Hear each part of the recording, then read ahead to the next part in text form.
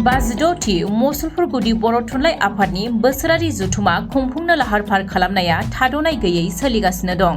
बाक्सा जिल्ला मसलपुर साब डिभिजननि सिङाव थानाय बाजिद'थि मसलपुर गुदि बर' थुनलाइ आफादनि बोसोरारि जथुमाखौ देग्लाय बोसोराव फैगौ 16 नभेम्बर खालि बर' थुनलाइ आफादनि जोनोम साननि लोब्बायै बाथौफुरि गामि जौगा आफादनि बानजायनायाव बुरखां फोथाराव सानसेनि बायदि मेहेरगोनां हाबाफारिनि गेजेरजों खुंफुंनो थांखि लानाय जादों।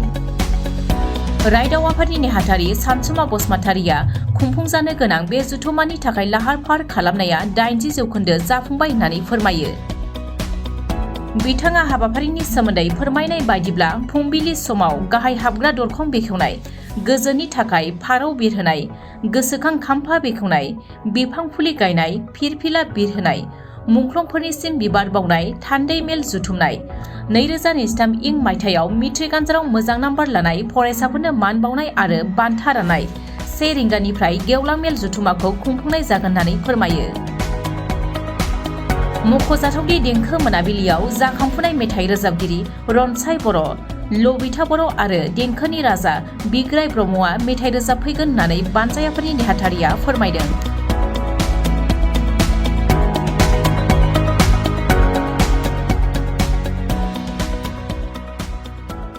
जोङो दिनै देग्लाय 82थि मसलपुर गुदि बर' थुनलाइ आफादखौ बाथौफुरि गामिनि बे बुरखां फोथाराव जों खुंफुंनो लाहार फाहार खालामनाय जादों।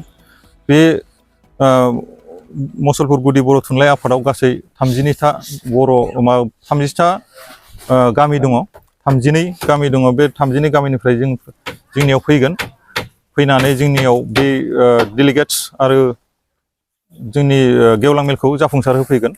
आरो जोङो दा बेनि थाखाय थांनाय से खावसे दाननिफ्रायनो जोङो खामानिखौ मावबोगासिनो दङ।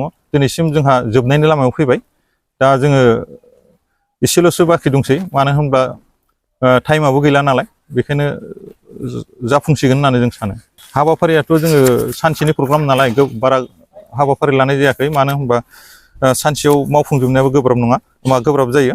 बेनिखायनो जोङो फुंनि 6 रिंगानिफ्राय जोंनि हाबाफारिया सोलिगोन। 6:30 जोङो मेइन बा गाहाय दरखंखौ जों बेखेवनाय जागोन।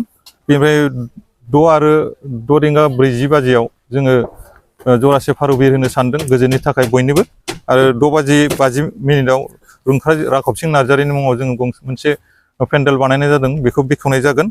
बेनि उनाव 7 रिंगायाव रुंसारि सचिन बसुमतारिनि मोनसे आलासि जिरायसालि जों खालामनाय जादों, बेखौ बेखेवनाय जागोन। आरो 7:30 जोंनि बर' थुनलाइ आफादनि गोसोखां खाम्फाखौ जों बेखेवगोन। जोङो बेखौ गोदानै लुफुंनाय जादों, मानो होनबा बर'नि नेरसोन हिसाबै जोङो 82थि मसलपुर गुदि बर' थुनलाइ आफादा जिहेथु जोंनियाव खुंफुंबाय, बेखौ लानानै जों बे खाम्फाखौ लानाय जादों।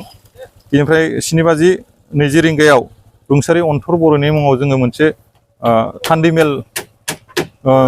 थान्दै मेलखौ जागायनाय जागोन। बे थान्दै मेलखौ बेखेवनाय जागोन। बेनिफ्राय 7:30 रुंसारि सिनिराम बर'नि मुङाव जोङो मोनसे जामुंसालि बेखेवनाय जागोन। बेनिफ्राय 7:40 जोङो बिफां गायनाय हाबाफारि लादों। मोनसे बिफां गायनाय हाबाफारि लादों, जिहेथु मिथिंगाखौ सोमखोर लाखिनो थाखाय जों बिफां लाइफांखौ नांगौ जायो। बेनिखायनो बिफां गायनाय हाबाफारि मोनसे लानाय जादों। बेनिफ्राय जोंनि फुंनि हाबाफारिया बेयावनो जोबगोन। बेनिफ्राय 8 रिंगायाव बिसोरो मसलपुर गुदि बर' थुनलाइ आफादनि आफादगिरिया थुनलाइ आफादनि फिरफिलाखौ बिरहोगोन। 8:30 मुंख्लं खाम्फायाव जों बिबार बावगोन। जिहेतु बर' थुनलाइ आफादनि आन्दलनाव जायफोर जिउ गोमालांबाय बिथांमोनखौ जोङो गोसोखांनानै बे खाम्फाखौ लुफुंनाय जादों। बेनि उनाव 9 रिंगायाव जोङो थान्दै नाजावनायनि जागोन। बेनि उनाव 10 रिंगानिफ्राय थान्दै मेल जागोन। थान्दै मेलनि उनाव जोङो बेलासिनि 1 रिंगायाव जोंहा गेवलां जथुमा जागोन। बे गेवलां जथुमायाव जोंनि बर' थुनलाइ आफादनि बारग' आफाद नेहाथारि गबिन्द नार्जारि बिथांखौ सारखौ लिंहरनाय जादों, बिथाङाबो फैगोन। बेनि उनाव जोंनि बे गेवलां मेलखौ बेखेवनानै होगोन जोंनि मसलपुर बिउ अफिसार भेरिस कुमार कसारि बिथाङा बे थान्दै मेलखौ बेखेवनानै होफैगोन। बिनि उनाव जोंहा आरो मोनानि 6 रिंगानिफ्राय देंखो मोनाबिलि सोलिगोन। बे देंखो मोनाबिलियाव जोंहा देंखोनि राजा बिग्राय ब्रह्मआ नुजाफैगोन। बे देंखो मोनाबिलिखौ बेखेवगोन जोंनि रेडिअ आर्टिस्ट चन्दन बसुमतारिया। आरो बे देंखो मोनाबिलियाव जोंहा साथाम देंखोगिरिफोर फैगोन। बिथांमोनानो जाबाय